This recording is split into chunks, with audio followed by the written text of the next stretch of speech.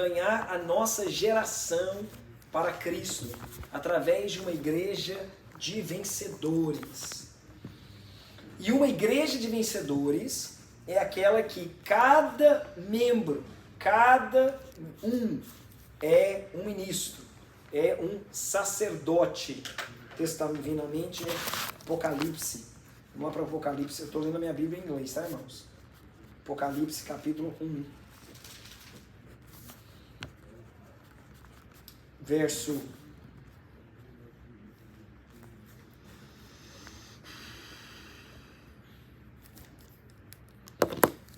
número 5. Diz o seguinte, eu estou fazendo a tradução literal da minha versão ESV. E de Jesus Cristo, a fiel testemunha. O próprio Jesus era uma testemunha. O próprio Senhor, ele era um ministro.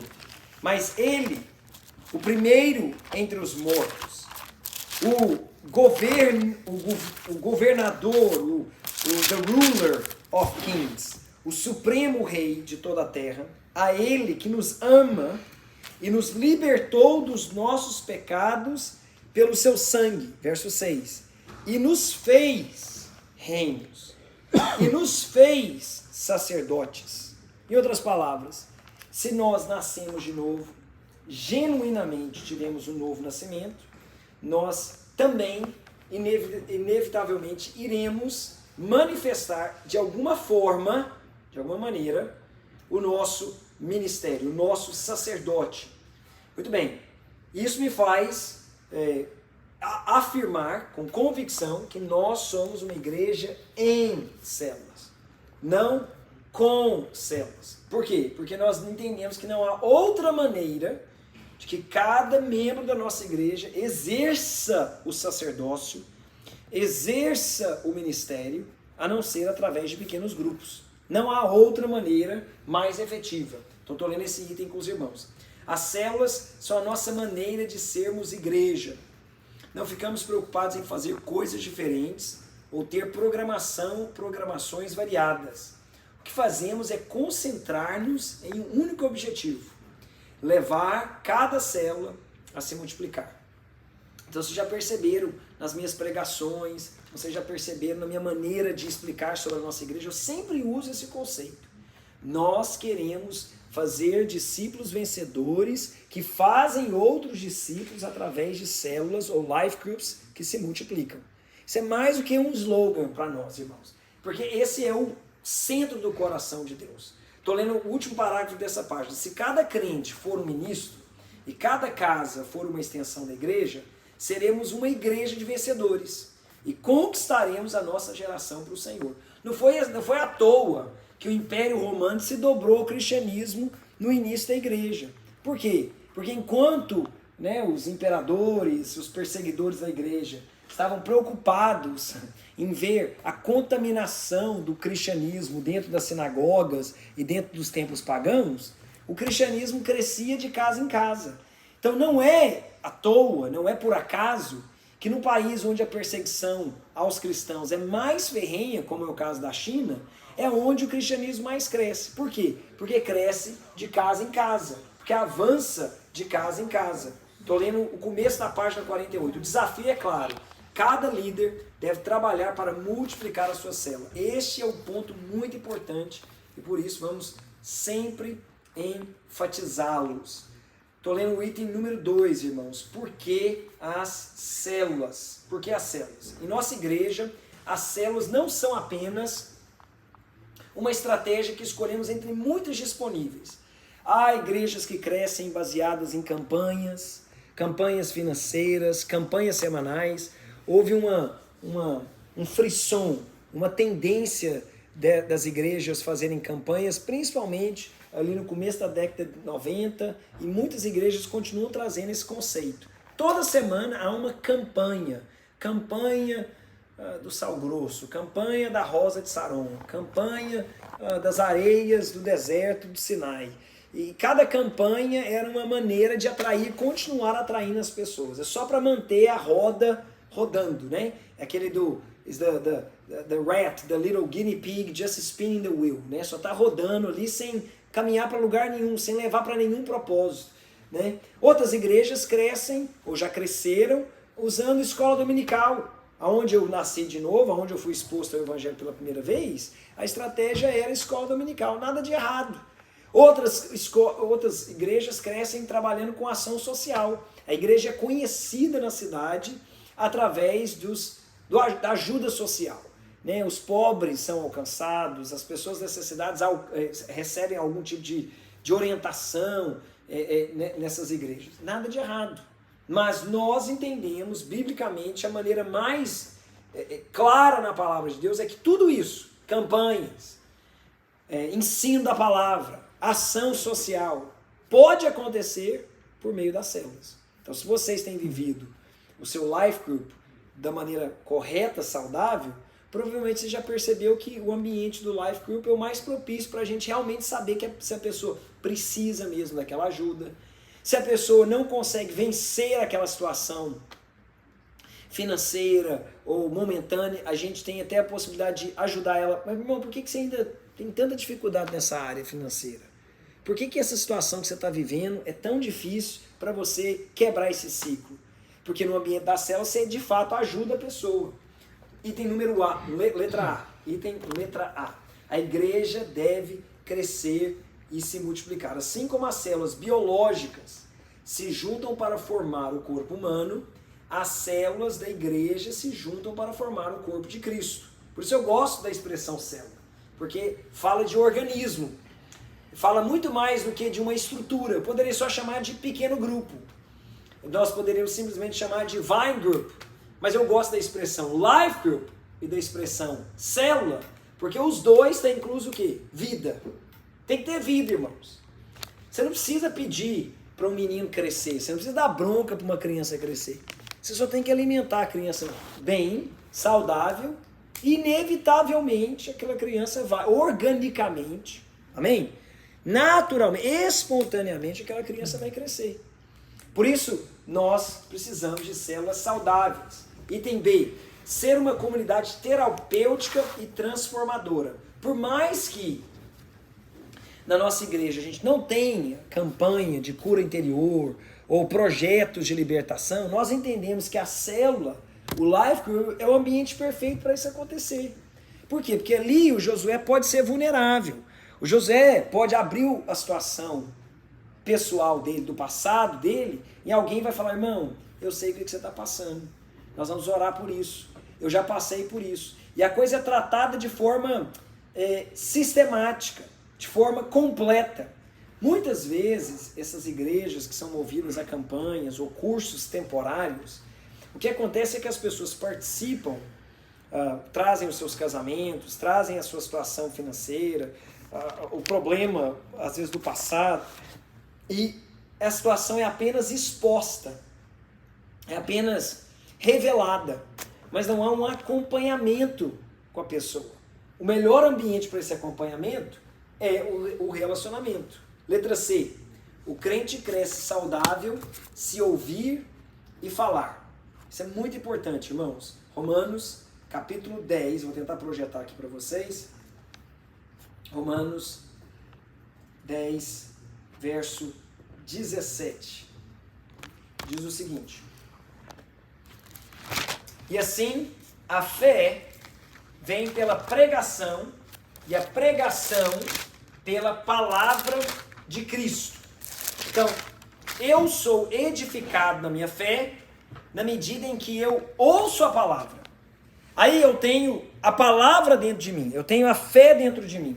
Só que a fé cresce, presta atenção, a fé toma forma quando eu encontro uma oportunidade de compartilhar o que eu recebi.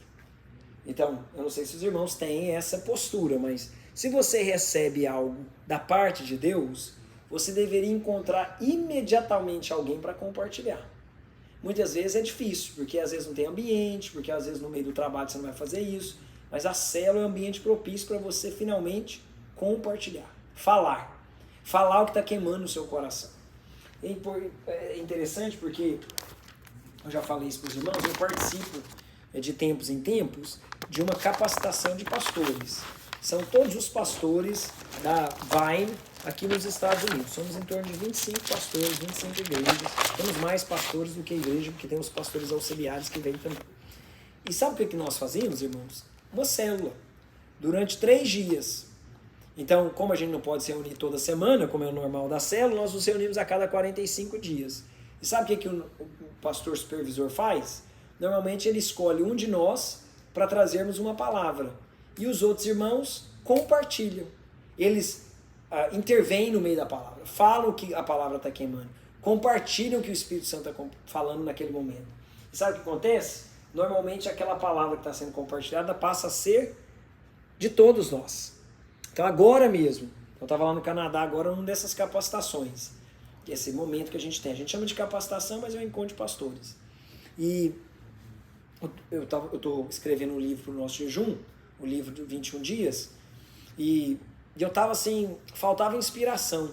Aí o pastor compartilhou uma palavra muito boa, uma palavra sobre os inimigos, né? Os inimigos espirituais, muito, muito poderosa. E quando ele compartilhava, aquilo foi queimando meu coração. E eu fui compartilhando de volta. Eu fui, obviamente, falando no meio da palavra, porque ele criava o ambiente para isso. Ele não estava igual eu estou aqui, numa sala de aula. Não, nós estávamos em círculo. Foi tão poderoso que se tornou, na verdade, um capítulo do livro. Assim, irmãos, na verdade, a célula ela tem essa capacidade, né, de pegar o que foi desenhado na porcelana e queimar, e se tornar permanente. Você não deveria perder a oportunidade da célula de sempre procurar participar, mais do que só apenas ouvir. Amém? Item número D. A igreja é um edifício e não um amontoado de pedras. Eu gosto dessa ilustração. Para muitos, a igreja não passa de um prédio feito de concreto. Chegam mesmo a reverenciar o lugar onde se reúnem e cometem o erro de chamá-lo de casa de Deus. Já brinquei sobre isso. Tem igrejas que a logomarca da igreja é o rascunho, né, resumido do prédio da igreja. Eles se identificam como aquele prédio. Muito triste isso, né? Falta de revelação. Eles dizem que estão indo à igreja, referindo-se ao edifício. Esse é um conceito completamente equivocado, pois a igreja somos nós, as pedras vivas. 1 Pedro... Deixa eu tentar projetar aqui para os irmãos. Vamos ver se vai aparecer. 1 Pedro, capítulo 2, verso 5. Também vós mesmos, como pedras que vivem, sois edificados casa espiritual, para serdes sacerdócio, ministros, sacerdócio santo, a fim de oferecer sacrifícios espirituais agradáveis a Deus por intermédio de Jesus Cristo. Após sermos edificados mutuamente, somos constituídos a habitação de Deus no nosso espírito. Já lemos Efésios capítulo 2. Então na página 49, último parágrafo desse bloco. Desejamos ser uma grande igreja, na qual os vínculos entre os irmãos sejam preservados. Quantos irmãos se juntam a nós, porque nós ainda somos uma igreja crescente. E eles pensam assim, pastor, eu gosto de vir aqui na videira, que vocês ainda são uma pequena igreja. Eu fico falando assim para ele, então daqui um dia você vai sair, irmão, porque nós vamos ser uma grande igreja. Se essa é a única razão que você está unido a nós, mas tem uma maneira da gente ser grande e ao mesmo tempo ser pequeno. Obviamente, através dos relacionamentos. Amém? Item letra E, página 49. A igreja deve ser um corpo. Para ser um corpo, pelo menos 2 condições são necessárias. Os membros precisam estar ligados e funcionando. Vejamos primeiramente a questão de estar vinculados. Se pegarmos pernas, braços e cabeça e tronco e os ajuntarmos, teremos um amontoado de membros. Ter um amontoado de membros em nossas reuniões não faz de nós um corpo. Para ser um corpo, os membros precisam estar vinculados, ligados uns aos outros. E o vínculo, obviamente, o símbolo é o sangue ou a vida. Vamos para os pontos que estão aqui. Vamos fazer uma breve comparação entre organismo e organização. Acompanha comigo aí esse item aí, que ele é fundamental para o que a gente está falando aqui. No organismo, os membros estão vinculados. Na organização, os membros estão associados. Você já viu como é que os testemunhos de Jeová evangelizam? Eles querem mais um associado. Para fazer o quê? Para vender aquela revista que eles ficam vendendo em algum lugar. Eles te dão só a primeira revistinha de graça, meu amigo. Mas a torre de vigia depois, meu amigo, é tudo vendida.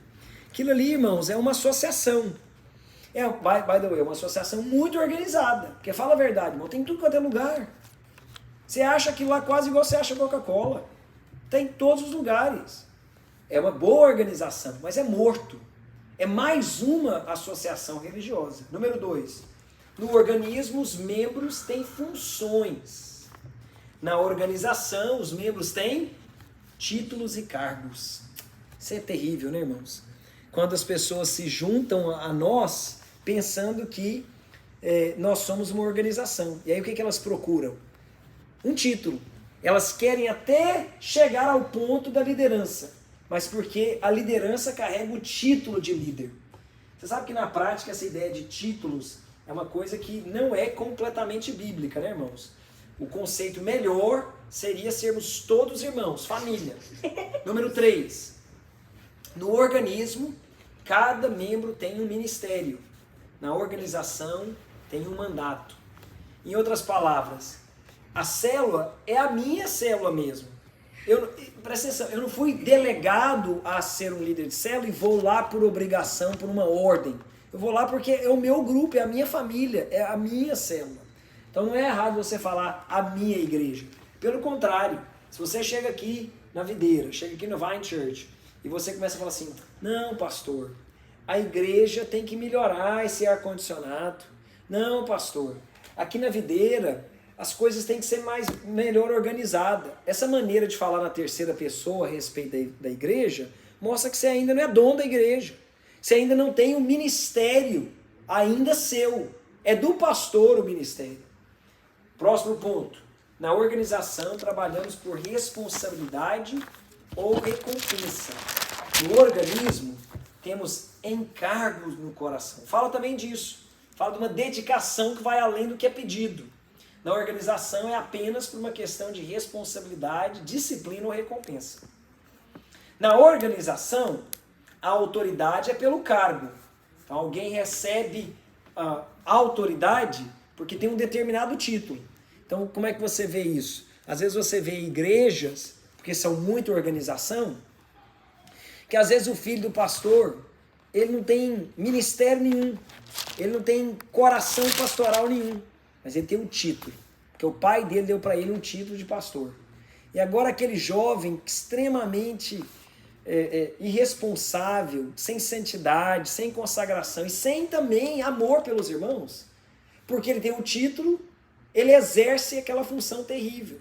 Pode matar a igreja local. Já vi isso acontecendo, irmãos. Na verdade, essa história não é nova, né? Nós temos lá os filhos de Eli, por exemplo. Eram filhos imorais. Mas porque eram da linhagem sacerdotal, tinham o título. Mas o que aconteceu? Eram homens perversos, adúlteros e corruptos. Deus mesmo se encarregou de eliminar a geração de Eli. Eli foi o sacerdote que veio antes de Samuel. Samuel entra na linha sacerdotal porque aqueles ali só abusavam das suas posições. Quantas vezes já vi história desse jeito? Quantas igrejas, irmãos, né? Irmãos recebem título baseado no dízimo que eles dão. O cara se torna pastor por causa do dízimo dele. Eu não sei nem o que é isso. Não sei nem se isso é igreja, para falar a verdade. Mas como isso é comum, irmãos. Mas no organismo, não. No organismo, a autoridade vem pela vida e pelo reconhecimento. Por isso, uma das coisas que a gente sempre pede para os nossos pastores, né? Quando vão ser ordenados. Agora mesmo a gente tem desafiado o Carlos, esposo da Britney, ele vai ser colocado como pastor em treinamento. E pastor em treinamento significa o quê? É que ele está sendo treinado para um dia ser ordenado ao ministério pastoral. Mas pode ser que ele não vai ser ordenado. E eu sempre falo para ele, irmão, só tem duas coisas que você precisa para você ser ordenado. Conhecimento você já tem, vida com Deus você já tem. Você precisa de frutos que vão sustentar o seu reconhecimento. No dia da sua ordenação, a igreja não vai ter questionamento que você é um pastor. Porque você tem ao redor de você um rebanho. Quem tem rebanho é pastor. Quem tem paciente é médico. Quem tem fazenda é um fazendeiro. E quem tem rebanho é pastor. Agora, como é triste ver pessoas que têm o título de pastor, mas não tem rebanho. Gente que é formada em escola teológica e por isso receberam um título pastoral, mas não tem rebanho. Como é que pode um negócio desse? As coisas se inverteram demais, irmãos. Por fim, organização é algo morto e o organismo é essencialmente vivo. Amém? O apóstolo Paulo nos encoraja a maneira como nós deveríamos ver a vida da igreja. 1 Coríntios, capítulo 14, verso 26, diz o seguinte: que fazer, pois, irmãos? Quando você unis, um tem salmo, outro tem doutrina, ensino. Um tem doutrina, ensino, este traz revelação, aquele outra língua e ainda outro interpretação. Você sabe que isso aqui é muito importante, né, irmãos? Principalmente para nós que temos origem pentecostal, né? Então, a reunião nossa, ela deveria ter todos esses elementos. Tanto a nossa reunião de culto, mas principalmente a nossa reunião de célula.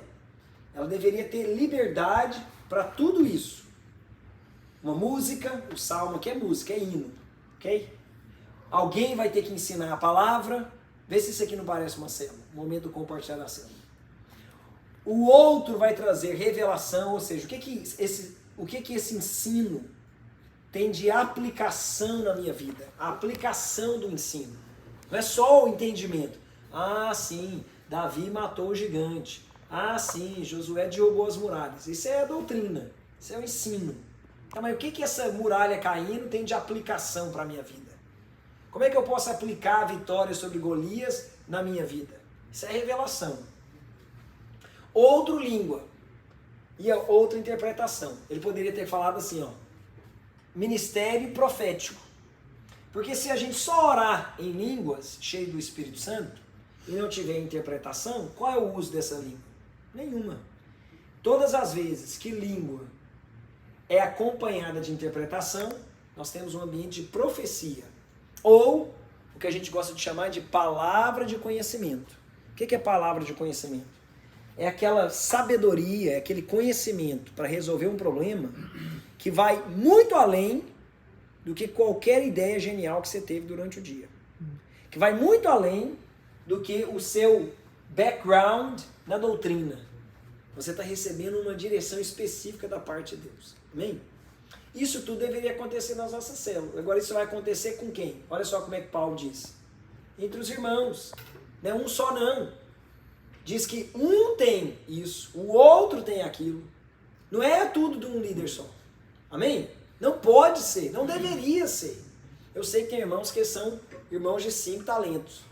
Mas a maior parte de nós somos irmãos de um talento. Eu só dou conta de cantar, pastor. Não, mas eu dou conta de orar em línguas e ter interpretação. Eu sinto o ministério profético. Não, eu gosto de ensinar, pastor. Eu gosto de realmente voltar para as escrituras. Enfim. O fato é que, no final, somente assim teremos genuína edificação. Amém? Item letra F, página 50. A igreja precisa ser uma grande família. De um modo geral, as pessoas estão carentes de amor e aceitação. Por isso precisamos ser a resposta de Deus para os seus anseios. Como que vamos ser? Sendo família. Principalmente, irmãos, nessa cultura tão individualista que nós vivemos. Letra G. Na mente de todo homem, o lar é o ponto de convergência, o lugar de aceitação, de expressão incondicional, de acolhimento e aconchego. É a família. A igreja, entre tantas ilustrações bíblicas, é um lar e que deve ter todas essas expressões de vida e amor. Próximo item. Não há maneira melhor de fazermos discípulos. Já falamos sobre isso. Essa maneira que eu estou ensinando aqui, ó, você já voou, você já foi lá na sua casa, já pensou na sua prova aí de enfermagem, você está pensando na sua fome, que eu sei que você chegou tudo cansado do dia. Mas uma coisa é se a gente estivesse numa conversa. Se a gente estivesse em uma roda conversando juntos, interagindo. Felizmente, até mesmo para conseguir passar todo o conteúdo, a gente ainda conta com esse método aqui. Próximo item. Queremos ganhar a nossa geração. As células são uma estratégia leve, ágil e feroz. O inimigo pode até resistir grandes líderes e ministérios, Mas como ele poderá resistir a todo o corpo de Cristo, funcionando em milhares e milhares de células? Irmãos, eu falo isso por experiência própria. Eu vi a minha cidade de Goiânia, eu vi ela se rendendo a Jesus por causa das células. Então, quando eu me converti em 94, por aí, assim que eu realmente entreguei minha vida para Jesus. Fui exposto ao evangelho desde pequenininho na igreja presbiteriana, mas eu tive uma experiência de conversão já na minha adolescência. Eu me lembro claramente o momento em que houve a transição na minha cidade, em que você falar que era evangélico era algo extremamente esquisito, para nós começarmos a sermos a maioria da cidade. E o que aconteceu especificamente em Goiânia? Foram dezenas, se não centenas de igrejas que adotaram a estratégia de células. E literalmente isso acontece, irmãos. Lá em Goiânia, em quarta-feira, que é o Dia Mundial das Células, basicamente, você tem neighborhoods que tem 4, 5 células. Na mesma rua. Mesma rua. É incrível. É um fato. Se queremos ganhar a nossa geração, não há outra maneira de avançarmos mais rápido antes da volta de Jesus, a não ser por meio da ativação individual e corporativa de cada membro da igreja. Amém? Último item. Nós cremos na restauração da igreja. Não sei se nós já foi falado isso já na primeira aula, mas aqui ele conta com um conceito que a gente já deve ter falado antes, que é o conceito do clericalismo. Os irmãos já ouviram falar dessa expressão? Clericalismo e o templismo. Templismo. Ok? Então olha só o que o parágrafo diz. Diz o seguinte: o clericalismo e o templismo são impedimentos sérios para o cumprimento do plano de Deus. Ministros profissionais e templos fechados não vão conduzir a igreja do Novo Testamento, não vão levar a igreja a experimentar o que a igreja do Novo Testamento experimentou. As células são um manifesto de restauração, é o retorno às origens, em que cada membro é um ministro, e cada casa uma extensão da igreja. Qual que é o problema do clericalismo?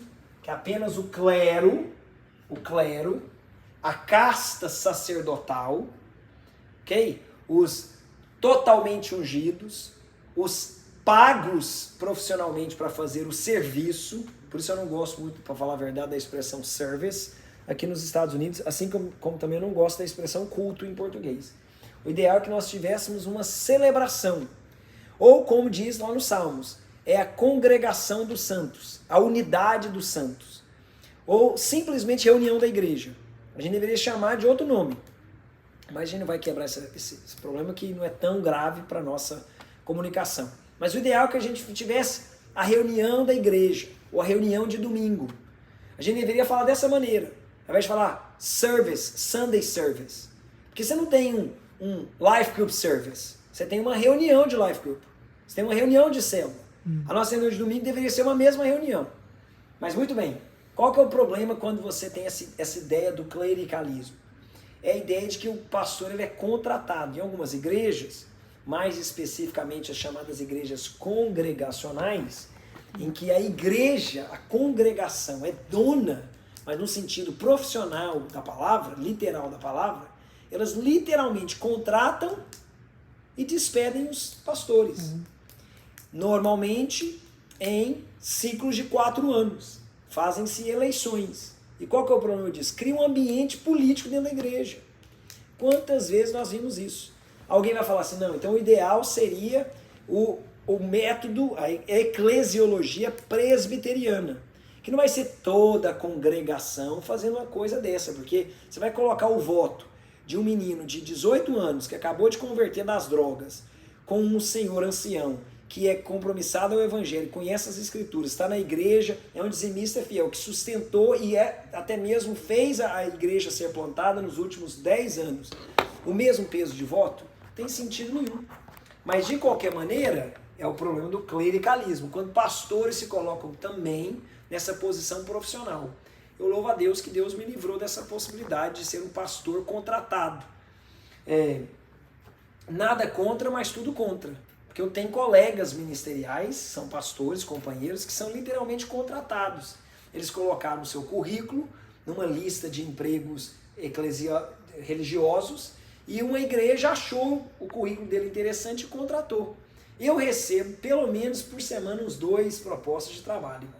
Porque de alguma maneira o meu nome foi lá para aquele, como chama? Aquele website de profissionais? LinkedIn. LinkedIn.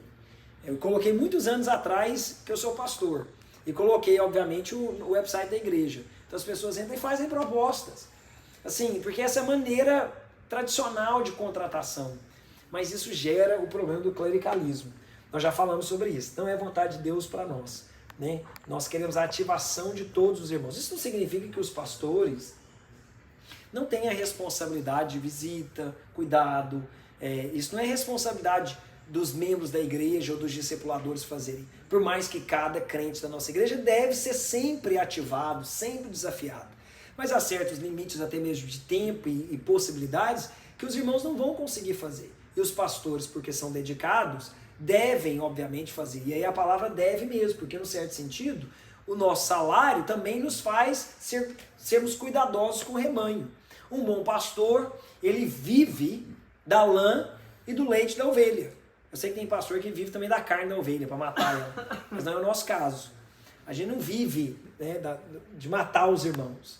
Mas bons pastores zelam pelo seu rebanho porque eles querem que o rebanho o sustente também. Que o seu rebanho cuide dele eventualmente, numa certa medida. Amém? Mas olha só a proporção. Enquanto o pastor lidera para o caminho as ovelhas compartilham do que elas podem compartilhar com os pastores. Muito bem. Só estou tentando equilibrar o problema do clericalismo. Nós também já falamos do conceito do templismo, que é o conceito de que o prédio é o templo, e de que a ação de Deus está limitada a lugares sagrados, a lugares específicos da manifestação da presença dele. Isso não é bíblico, irmãos. Deus está presente onde o crente está presente. Agora, biblicamente falando, Jesus estabeleceu o padrão, onde 2 ou mais concordam no nome dele, ali ele se faz presente. O que é isso? É a manifestação da presença. Então uma coisa é eu lá no meu ambiente de trabalho, eu sou o único crente lá. Eu trago comigo, eu trago juntamente comigo uma medida da presença de Deus para aquele ambiente. Certamente a minha presença lá traz comigo também uma presença da parte de Deus. Mas se fôssemos mais irmãos, a nossa influência seria muito maior. É por isso que domingo de manhã a sensação da presença de Deus é maravilhosa. Porque todos nós, muito mais do que 2, estão reunidos. Amém? Ah, pastor, mas e a célula? A célula tem muito mais do que 2. E isso quebra o conceito do templismo. Muito bem. Item número 3. Tá difícil, hein, irmãos, eu avançar aqui, hein? Que era para mim já estar lá na outra lição. Eu não estou com pressa não. É importante vocês pegarem esses conceitos. O que é uma célula? Uma célula é um grupo constituído de 5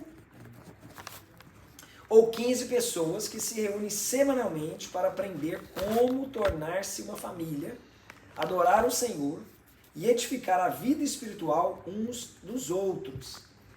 Próximo item. Onde a célula se reúne? Onde a célula se reúne? Apesar de preferirmos residência, uma célula pode se reunir também em empresas, no horário do almoço, em escolas. A minha célula, mesmo quando eu comecei a liderar com 16 anos, era na escola. Foi a minha primeira célula, fazia no intervalo, né? no recreio. Por que a célula não deveria ter mais de 15 pessoas?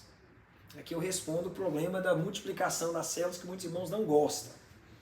Não há tempo suficiente numa reunião para mais de 15 pessoas receberem a ministração e compartilharem no grupo.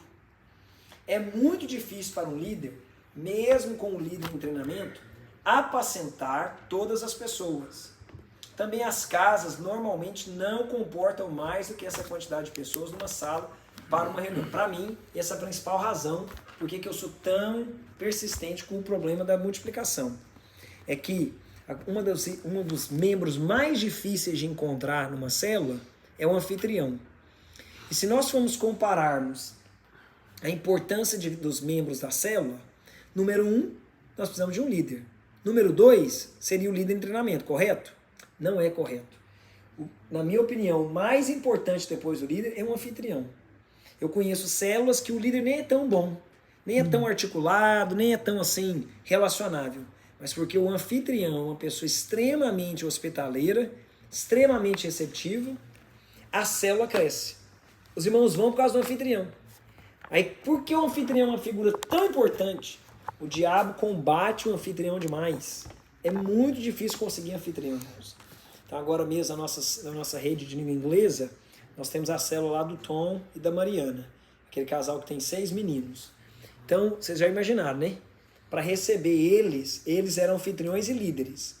Mas é muito, muito difícil para eles como casal. Porque eles têm os 6 meninos. Menino, irmãos. 6. Parece que eles tudo gêmeozinho. Tudo da mesma idade. Então eles brigam, é muito difícil. Além deles serem anfitriões, são líderes. Preparam a palavra, se organizam para ministrar na vida dos irmãos. Esse ano agora, esse semestre agora, eles resolveram desafiar os membros da célula para serem anfitriões. Está sendo tão difícil conseguir anfitrião, irmãos. Por quê? Porque os irmãos sempre assim, meu sofá, meu carpete, minha parede. E é verdade. Porque tudo isso pode acontecer quando você é anfitrião. Então, é de fato que uma célula muito grande, ela assusta os anfitriões. Então nós não queremos isso, nós queremos facilitar para os nossos anfitriões. A gente escreveu mais. A razão para se limitar o número de pessoas numa reunião de célula tem muito a ver com as linhas de comunicação. Isso aqui é importante. Como a gente já falou aqui, o ambiente da célula é o ambiente mais propício para que as pessoas possam compartilhar, não apenas serem ouvintes, nós queremos promover as linhas de comunicação. Todos devem ter a oportunidade de ouvir e falar. Quando tem mais de 15 pessoas, inevitavelmente as pessoas serão ignoradas. E tem outros fatores. Quando a célula passa de 15 pessoas, quando um membro não vem na célula, ninguém nem lembra que ele não veio. Porque já tem 15 pessoas. A reunião já foi dinâmica. Quando é mais de 15 pessoas, você perde o senso de apacentamento, de cuidado individual. O ambiente já deixou de ser discipulado e vira de novo reunião de multidão. Não é o que nós queremos, amém? Por isso, em um certo sentido, a palavra ou a expressão pequeno grupo ainda é válida para células. Mas, de novo, eu prefiro ainda a expressão life group, porque nós somos uma expressão viva. Muitas igrejas, ao invés de usar a expressão life group, eles usam, na verdade, small group. Cuidado! Isso não é uma célula. Agora, isso aqui é muito importante, irmãos. Estou no item número 6, página 51. Acompanha comigo. Número 1. A célula não é um grupo de oração. Qual que é o problema desse tipo de grupo? Que ele é composto de pessoas que têm a seguinte atitude. O que esse grupo pode fazer por mim? Normalmente os grupos de oração são liderados por um profeta ou uma profetisa. E esses grupos de oração normalmente geram pessoas e crentes passivos, crentes consumistas, que vão para participar não para orar, mas para receber uma cartomante evangélica ou algum tipo de vidente evangélico. E eles dizem que é grupo de oração. Também a célula não é um grupo de estudo bíblico. Qual que é o problema desse tipo de grupo? É que não há verdadeira comunhão. É apenas uma pessoa ministrando a palavra, é um grupo fechado e restrito. E normalmente o ímpio, o incrédulo, não é bem-vindo porque nem sabe o que vocês estão falando. A célula também não é um grupo de discipulado. O que significa isso? Significa esse grupo extremamente fechado em si mesmo, em que só eles entendem as piadas dentro do grupo. Virou um grupo, na verdade, de amigos profundos. A célula também não é um grupo de cura interior. Esse é um tipo de grupo que usa técnicas da psicologia para buscar cura para os seus traumas emocionais. Normalmente, esses grupos são estéreis, melancólicos e introspectivos. Não resolvem. Também, a célula não é um ponto de pregação. Isso são normalmente liderados por irmãos que são evangelistas. Então agora estou falando dos irmãos que são evangelistas. Eles fazem essas reuniões às vezes em praças, fazem essas reuniões em ambientes públicos e eles pregam sem ter conexão pessoal com ninguém. É só a pregação pura e simples. É a pessoa no alto-falante liberando, proclamando uma mensagem. mas não necessariamente se ligando às pessoas. Muito bem. Qualquer grupo que contém essas características é fechado, ou seja, criado para apenas um grupo de pessoas na igreja. Segundo, o grupo não tem a multiplicação como objetivo, não quer crescer e se multiplicar. Terceiro, o grupo não tem uma liderança que discipula, que supervisiona. Ou seja, não é um grupo que é submisso à visão da igreja. Por fim, é um grupo que é apenas uma reunião social.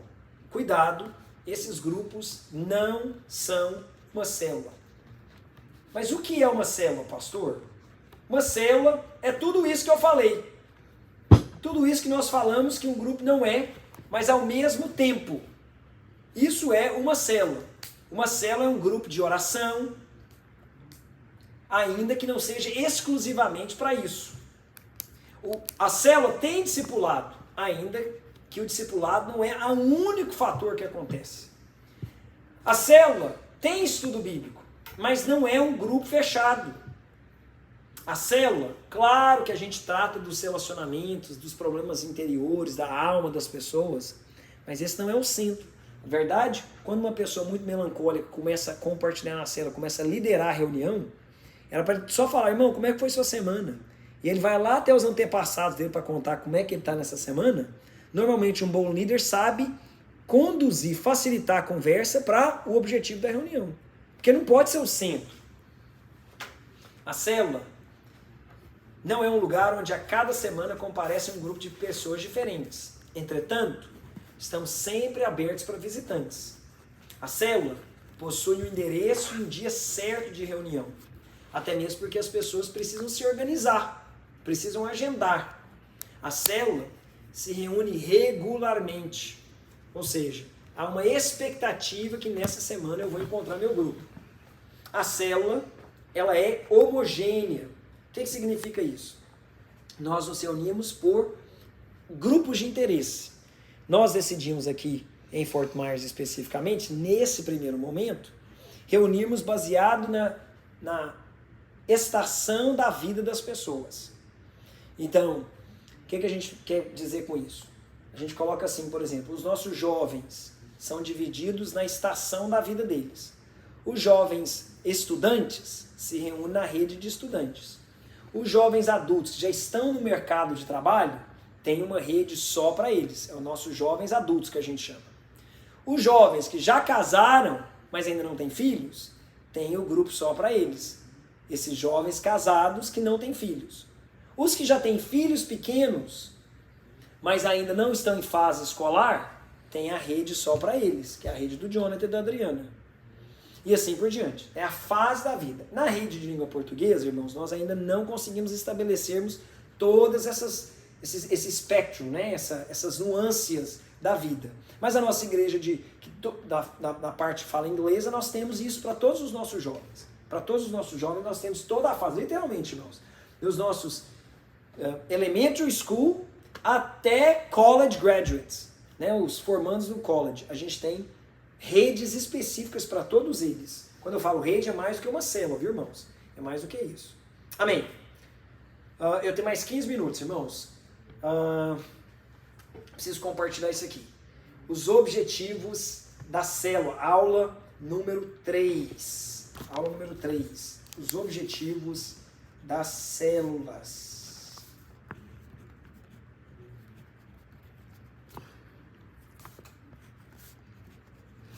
Uma célula é mais do que uma reunião semanal. Eu estou na página 53. A reunião é um encontro dos membros da célula que acontece a semana toda. Não queremos apenas ter cultos no lares. Queremos edificar life groups. A diferença entre essas duas coisas é muito grande. Um culto doméstico é uma reunião realizada numa casa na qual os presentes, os membros, não estão necessariamente vinculados. E aí torna esses grupos que a gente falou, grupo de oração, de profecia, grupo de estudo bíblico, são mini cultos com ênfases diferentes nas casas. A célula por outro lado, é mais que uma reunião. É um grupo de irmãos que estão ligados e vinculados entre si. Esses irmãos buscam uma vida de comunidade e almejam multiplicar. Agora, esse conceito de multiplicação, eu sei que ele é resistido por muitos irmãos, mas isso tem que ser assim uma revelação para os irmãos. Você já se perguntou por que Deus resolveu um dia caçar problema em criar o ser humano? Porque fala a verdade, irmãos. Estava tudo perfeito. Estava lá o Pai, o Filho e o Espírito Santo, os anjos adorando. A coisa estava funcionando perfeitamente.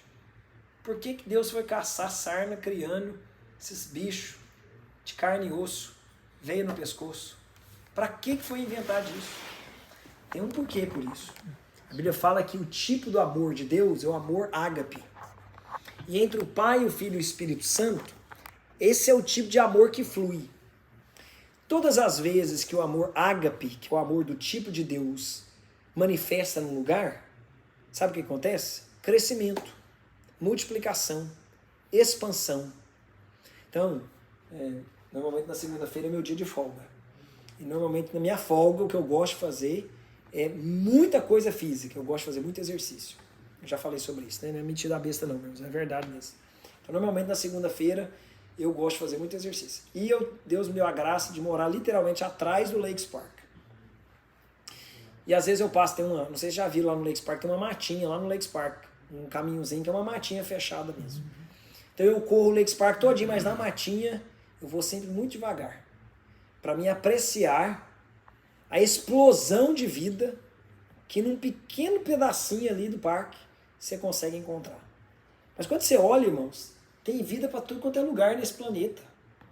Tudo quanto é lugar você vai encontrar vida. É vida saindo por tudo quanto é lugar. Essa segunda-feira, por exemplo, eu resolvi, não sei se vocês já viram falar de uma prainha. Antes você está indo para Sanibel, tem um pequeno desviozinho que chama Bundy Beach. Já ouviu falar? É uma currutelinha, assim, é uma ruazinha. Você não chega a ir para Sanibel, não, bem antes. Entre Fort Myers Beach e Sanibel tem uma pequena entradinha. É bem pequenininha, uma praiazinha quase privada, assim. É muito pequenininha. E dessa vez eu resolvi correr lá. Lá tem assim, a água de lá não é tão clear como a de Sanibel, não. Parece mais Fort Myers Beach. Mas a areia lá ela é mais assentada e cria um calçadão bom de areia para correr. E eu corri lá. E tem muito mangue ao redor, porque mistura ali com o Okeechobee, a água do Okeechobee do rio. Então tem muito mangue misturado com a água salgada ali do Golfo. Irmãos, é impressionante. Eu estava fazendo push-ups, assim, na areia. Assim, eu só queria eu queria só fazer meu push-ups, né, como é que chama isso em português? Flexão. Pedacinho de areia, irmãos, perto da água, mas tinha tanta vida.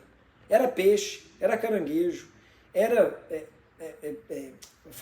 bugzinho de inseto de mar. Assim, tinha vida para todo quanto é lugar. Por que eu estou querendo insistir? Todas as vezes que nós chegamos próximos do que o amor de Deus é, vida vai sair pelos poros, irmãos. Por isso que a multiplicação, ela é um alvo, mas não necessariamente um alvo que a gente alcança apenas por estratégia. A multiplicação é só o fruto do amor genuíno que acontece entre os irmãos. Uma célula que tem amor genuíno entre os irmãos, cuidado pelos irmãos, cuidado do tipo de Deus, cresce, multiplica. Vai ser impossível conter essa célula. Ela vai se multiplicar, ela vai se duplicar. Muito bem. A célula é maior do que a sua reunião e vai muito além dela. Resumimos os objetivos da célula em 4 pontos.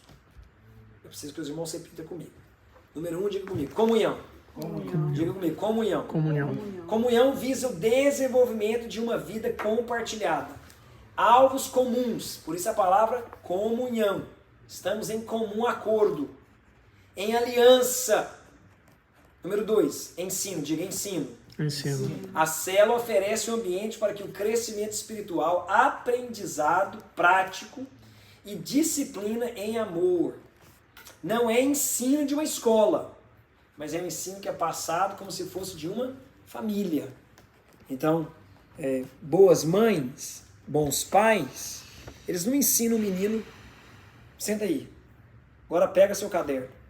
Deixa eu te falar, anota aí. Não gritamos nessa casa. Não é assim que você ensina. Você ensina não gritando na casa. Aí você chega o menino e fala assim, meu filho, você já viu o papai e a mamãe gritando aqui em casa? Não, papai. Então aqui em casa a gente não grita, tá bom? A gente não precisa gritar pra gente conquistar as coisas. Então, é ensino. Mas é ensino por meio do exemplo, da inspiração, pelos relacionamentos. Número 3, diga comigo, serviço. Serviço. Na célula, cada membro é um ministro. Ali todos exercitam seus dons para o serviço mútuo. Então, eu sei que a palavra serviço, imediatamente nós pensamos no propriamente dito, da ação social, em fazermos, servirmos os irmãos em alguma coisa de comida, trazer dinheiro, ajuda na gasolina, serviço na carona, serviço no trazer o lanche. Tem esse lado, mas tem um outro lado. Você tem um dom da parte de Deus. A Bíblia deixa claro lá em Mateus capítulo 25 que todos nós temos pelo menos um talento, como eu falei no começo dessa aula. Você vai ser mais efetivo e vai ser frutífero na célula discernindo o seu talento e o utilizando para a edificação dos irmãos. Amém? A célula será edificada dessa maneira. Por fim, diga comigo, multiplicação. Multiplicação. A célula é o ambiente no qual envolvemos os novos membros da igreja. Então, eu não sei se os irmãos fazem isso, mas todo domingo Deus tem nos dado pessoas novas. Por alguma razão esse povo está descobrindo a gente na internet, ou está vindo aqui porque acha o lugar interessante. Mas eu sei que se os irmãos estavam aqui domingo, os irmãos viram domingo? Quantas pessoas responderam ao apelo de salvação? Fora, além dessas pessoas, teve duas famílias chegaram em mim e falaram, pastor, tudo bem? Eu comecei a vir aqui já tem umas 2 semanas. Um falou desse jeito assim, eu até pensei que ele era jovem, mas ele falou que tem 2 filhos, então ele é um jovem já com filho. Eu estou vindo já 2 semanas, pastor, hoje eu quero oficializar, eu quero fazer parte dessa igreja. Eu nem sei o nome do irmão.